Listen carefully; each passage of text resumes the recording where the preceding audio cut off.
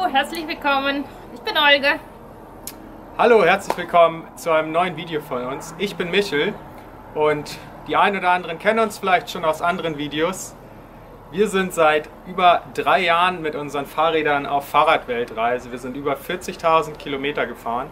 Heute wollen wir euch einmal unsere Räder ganz genau im Detail vorstellen und euch zeigen, was man denn so an Wartungsarbeiten machen muss, nachdem man 40.000 Kilometer gefahren ist. Viel Spaß! Am Anfang jetzt erstmal die technischen Details unserer Fahrräder. Wir haben jeweils ein Rad von der Firma Böttcher aus Deutschland. Das ist das Modell Expedition. Einmal bei mir mit Diamantrahmen und bei Olga einmal in einer Trapezrahmenausführung. Ansonsten sind alle Komponenten an den Rädern die gleichen. Wir haben 26 Zoll Reifen. Im Moment haben wir ein Continental Reifen drauf. Ich weiß gar nicht, wie heißt der? Top Contact oder so? Top Contact 2. Ja. Wir haben auch schon Schwalbe Marathon Mondials gefahren. Das ist jetzt der 3. Satzreifen, der drauf ist. Wir sind mit beiden Reifen sehr zufrieden. Dann haben wir beide einen Schmitz Original Nabendynamo, den SON 28. Mit dem erzeugen wir Strom für unsere Lampen und für unser E-Werk, mit dem wir dann unser Telefon und unsere Powerbanks aufladen können. Dann haben wir jeweils zweimal vorne und hinten die Magura HS33 Felgenbremse. Dann haben wir beide einen Sattel von der Firma Terry. 2 unterschiedliche Modelle, ich weiß gar nicht genau, wie die heißen. Der hier wurde schon ordentlich mit Klebstoff behandelt. Die sehen nach 40.000 Kilometern schon ziemlich wild aus. Aber ist richtig bequem. Ich mag den. Ja, ich bin auch sehr zufrieden. Meiner sieht noch nicht ganz so wild aus. Meiner ist ein bisschen weicher als Olga. Ich weiß gar nicht genau, ob ich würde vielleicht einen etwas härteren beim nächsten Mal wählen, aber naja, immerhin, ich bin auch 40.000 Kilometer damit gefahren, also irgendwie scheint das schon gut zu sein. Zeig mal deine Hintern. Das Herzstück unseres Fahrrads, die Rohloff-Narbe. Die meisten werden sie wohl kennen, das ist eine 14-Gang Nabenschaltung, also hier drinnen befinden sich 14 Gänge, Schaltgriff, 14 Gänge, 1, 2, 3, 4, 5, 6, 7, 8, 9, 10, 11, 13, 14. So, und dann können wir jetzt nochmal die Räder ein bisschen im Detail vorstellen. Okay, dann fange ich bei meinem Rad an. Und zwar, ich habe vorne ganz nette Blumenvase, ein Selfie-Stick, der jetzt als mein Kamerahalter umgebaut ist, weil ich dann nicht freihändig gern fahre, wenn ich filme. Für die Fußgänger und große Klinge für die Autofahrer. Spiegel ist ein krasser Hagelsturm in Mongolei getroffen. Original Flaschenhalter Jürgensen Design aus dem PET-Flasche und ein paar Kabelbinder. Da unten habe ich so einen Tortuga-Pirat. Der hat auch schon bessere Zeiten gehabt. Tibetische Gebetsfahne, oder? Ja, und sämtliche Aufkleber und alles anderes, was noch... Verschiedene Aufkleber, geile Scheiße. So eine Tasche, wo so die Kabeln reinkommen von der Solarpanel. Sachen, die man schnell braucht, so Flickzeug und so ein Werkzeug und ein Ersatzschlauch. Genau, ich habe hier noch so 2 Kabeln, die hier gehen nach vorne. Und zwar in meiner Tasche. Ihr müsst euch vorstellen, hier in der Tasche. Also genau, warte mal kurz. Ihr kennt ja normal unsere Räder, kennen die meisten aber wahrscheinlich mit 2 Vordertaschen, 2 Hintertaschen. Jeweils bei mir hinten auch noch eine Tasche quer drauf. Ein Kabel geht ins Powerbank, der andere ins Solarpanel. Das sind 2, damit es schneller geht. Und so laden wir unsere Geräte unterwegs sein. Eine Thermokanne ist auch sehr gut, wenn es kalt ist. Ist warmes Wasser drin, wenn es heiß ist, ist ein kaltes Wasser drin. Eins von unseren 2 Schlössern, eins hat Olga, das hier ist ein Kryptonite-Schloss. Das ist dein Bike, ne?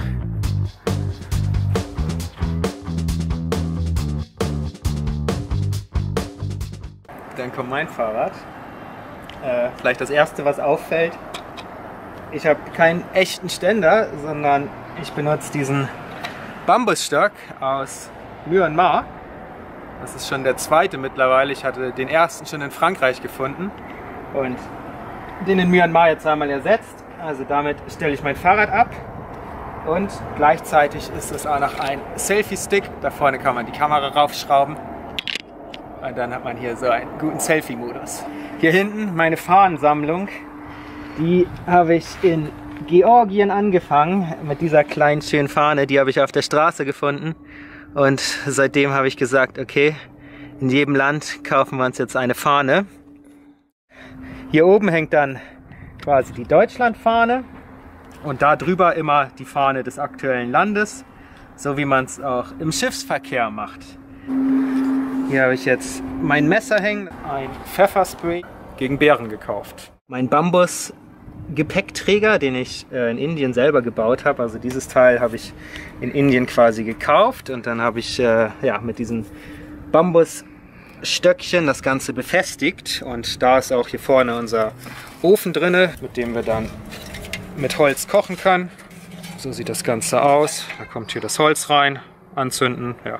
Topf oben drauf, brennt wunderbar. Hier kann man das Holz nachlegen. Dann habe ich hier noch einen weiteren Stauraum mit ein paar Gummibändern und so weiter. Da kommen dann ein paar Snacks und so weiter rein. Hier ist eine kleine Muschel drauf. Die habe ich, glaube ich, in Spanien gefunden. Meine Lampe. Mercedes-Stern, der mittlerweile kein Mercedes-Stern mehr ist, sondern ein Traumfänger. Und dann haben wir hier vorne den guten Eckhart.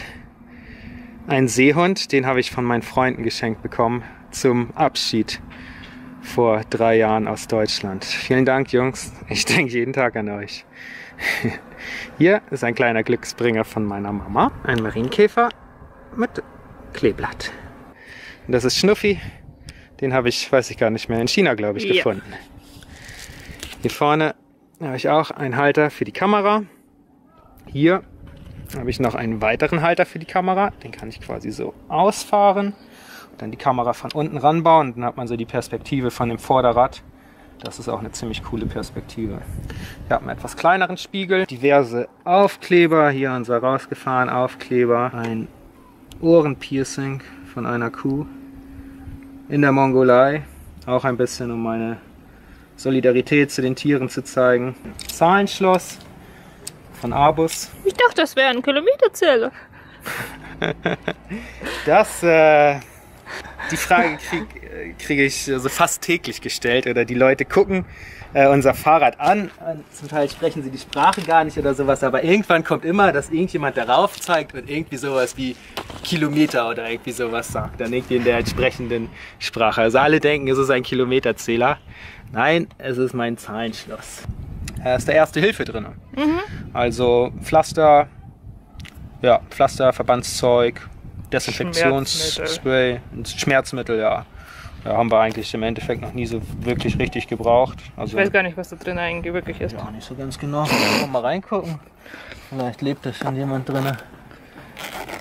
Ach ja, so eine Wärmedecke ist da noch drin, genau. Emergency Rescue Blanket, so eine Goldfoliendecke oder wie das heißt.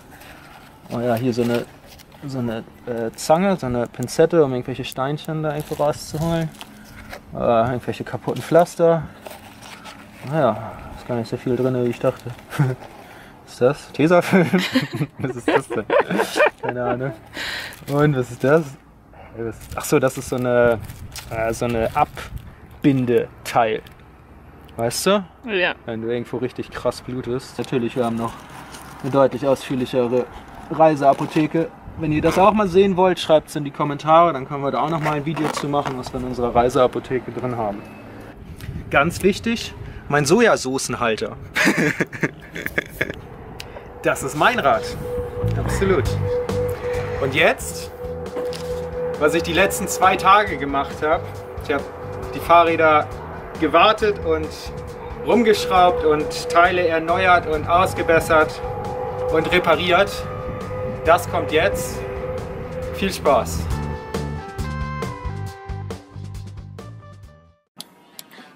Noch so ein bisschen Probleme, dass bei der Rohloff ein bisschen Öl immer rauskommt. Ich will sie jetzt einmal richtig sauber machen. Ich werde diese Platte jetzt leicht lösen und anheben und darunter auch nochmal ordentlich sauber machen. Man sieht auch, dass da ordentlich Dreck drin ist. Das habe ich schon mal gemacht, ganz am Anfang unserer Reise. Ich erinnere mich nicht mehr so ganz genau, aber das hatte auf jeden Fall der Rohloff Kundendienst damals vorgeschlagen, weil damals schon ein bisschen Öl rauskam und danach hat sich das echt gebessert. Aber ja, jetzt kommt halt wieder ein bisschen Öl raus. Mal gucken, ob das was bringt. So sieht das Ganze jetzt aus. Ist eigentlich halt, ja, Nicht wirklich eine geile Idee, die zu öffnen, weil halt auch immer Dreck reinkommen kann, aber ja, keine Ahnung, ich habe es jetzt gemacht, ich mache die jetzt sauber und dann schraube ich sie schnellstmöglichst wieder zusammen. Die Dichtung, denke ich mal, die ist nicht mehr 100%ig in Ordnung. Ist jetzt halt 40.000 Kilometer gelaufen. Die wird wahrscheinlich nicht mehr in Ordnung sein. Aber gut, ich habe es jetzt sauber gemacht. Jetzt baue ich es wieder zusammen.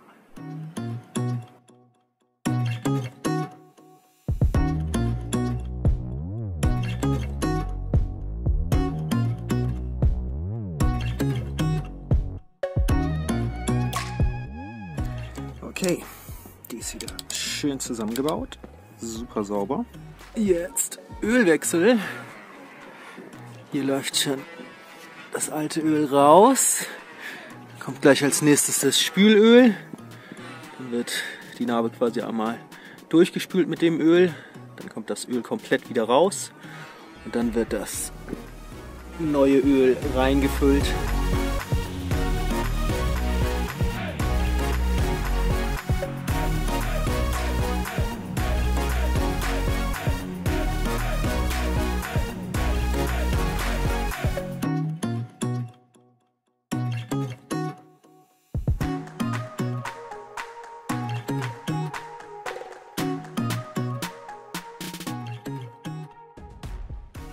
Beiden Narben ist jetzt das Spülöl drin. Ich habe vergessen, dass ich quasi die Kette gar nicht richtig rauf gemacht habe, sodass ich das Rad jetzt gar nicht ordentlich drehen kann, weil ich die Kette nämlich nur wechseln möchte. Und deswegen mache ich das jetzt vorher. Ich lasse das Spülöl drin. Das kann da einfach drin bleiben. Ich wechsle die Kette. Dann habe ich einen ordentlichen Antrieb und dann kann ich das Rad ordentlich drehen und die Narbe richtig durchspülen und das Öl wieder rauslassen.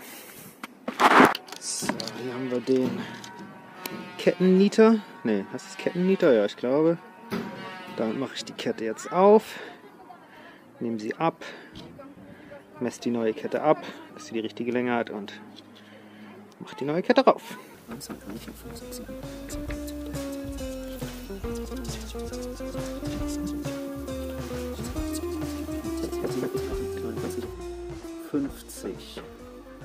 Hier muss er ab. Dass die Niete dann auch in der Kette drinne bleibt.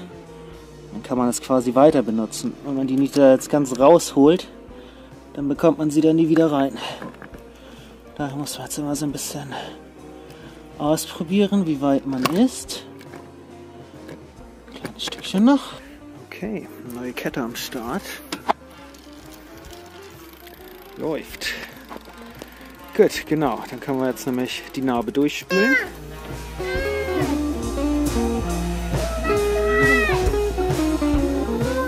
Habe ich das jetzt eben ordentlich durchgespült, beziehungsweise auch die Kids. Das heißt, jetzt kann ich das Spülöl wieder rausziehen und das neue Öl reinfüllen.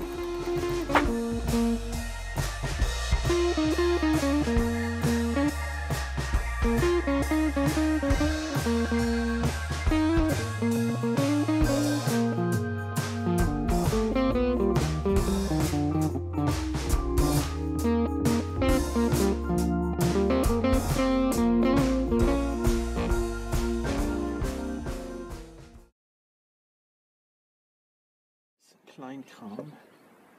Einmal das Schloss einfetten.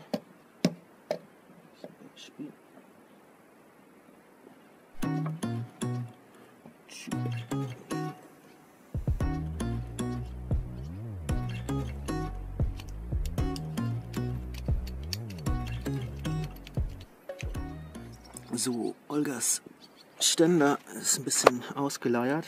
Das heißt, das Fahrrad steht ein bisschen zu schief quasi. Also er müsste eigentlich quasi so stehen, dass hier ein bisschen mehr Abstand zum Boden ist.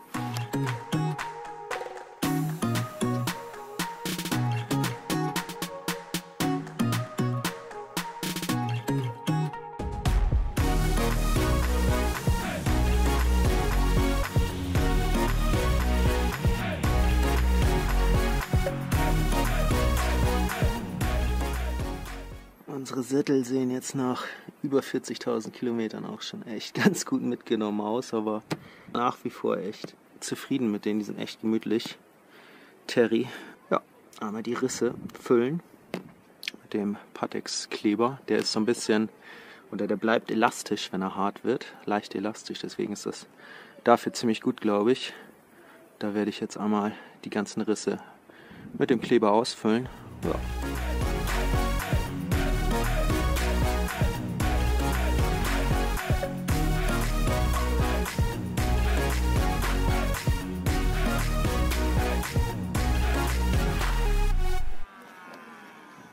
Also als nächstes sind jetzt die Bremsen dran. Ich habe die hier schon angefangen auseinander zu bauen. Einmal Öl, nochmal Öl, zweimal das Öl, einen wie heißt das? Quasi die Bremsbacken selber. Dann haben wir hier einen kompletten Hebel, zwei nur die Bremshebel. Da muss ich mal gucken, ob ich die ausgewechselt bekomme. Hier sind ein paar Kleinteile. Wir müssen mal gucken, also es sind eigentlich alle Bremsen nicht wirklich geil. Deswegen gehe ich sie jetzt alle einmal durch, mache sie richtig komplett sauber und gucke dann, wo ich was ersetzen werde. Gut, jetzt habe ich hier die ganze Bremse am Start. Jetzt gucke ich mal, ob ich den Griff da rausbekomme. Den muss man durchschlagen und dann kann man den Griff quasi rausnehmen. Dafür gibt es ein Spezialwerkzeug, das haben wir natürlich nicht, davon hat mir auch niemand was erzählt.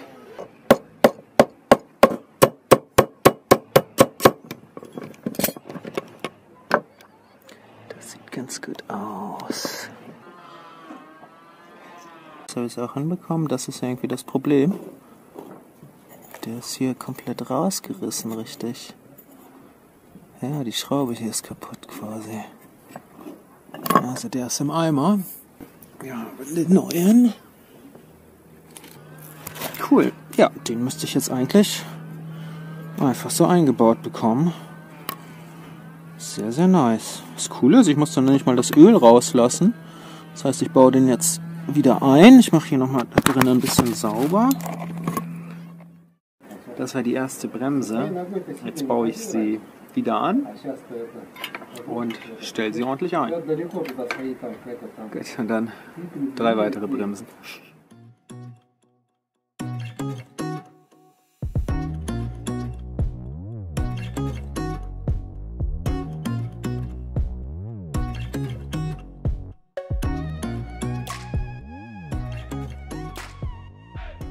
Olgas Vorderbremse, die machen wir quasi komplett neu. Also es gibt einen neuen Griff und einmal die neuen Bremsen und einen neuen Schlauch.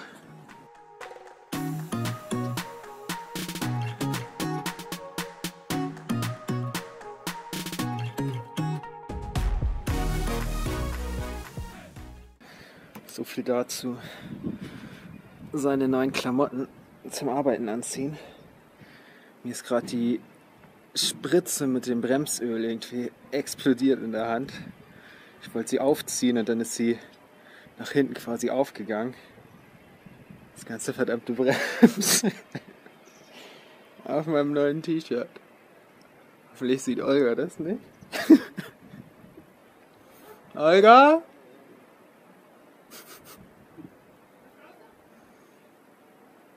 Ich habe Ölflecken auf meinem T-Shirt. Okay, Soda gibt's. Okay, mit Soda kann ich das machen.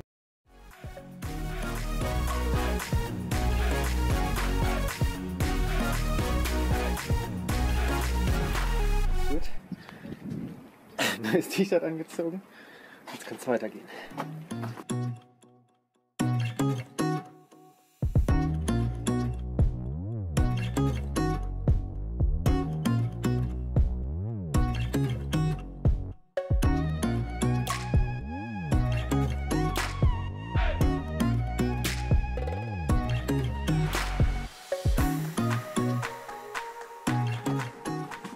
So, das ist jetzt das Setup, um das Öl zu befüllen. Hier ist die Spritze mit dem Öl drin, hier angeschlossen an die Bremse.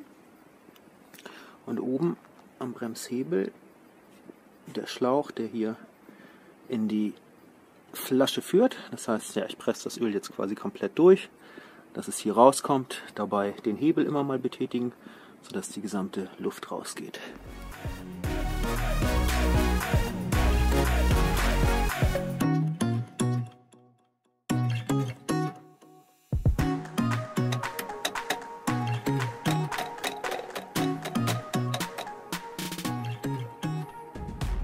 Gut, das sieht wunderbar aus. Dann können wir das jetzt oben abbauen, verschließen und danach unten abbauen und auch verschließen. Gut, und der Test, was passiert, wenn ich den Bremshebel bewege, bewegt sich. Wunderbar, das sieht hervorragend aus. Jetzt, ja, ist die Bremse hier halt wieder noch komplett lose. Jetzt muss ich sie noch wieder einstellen. Das heißt, ja, sie wieder quasi parallel zu der Felge ausrichten, dass sie richtig schön dicht dran setzen. So, und dann festschrauben. Gut, das war's. Alle Bremsen fertig. Jetzt ziehe ich als letztes nochmal alle Schrauben nach. Dann war's das.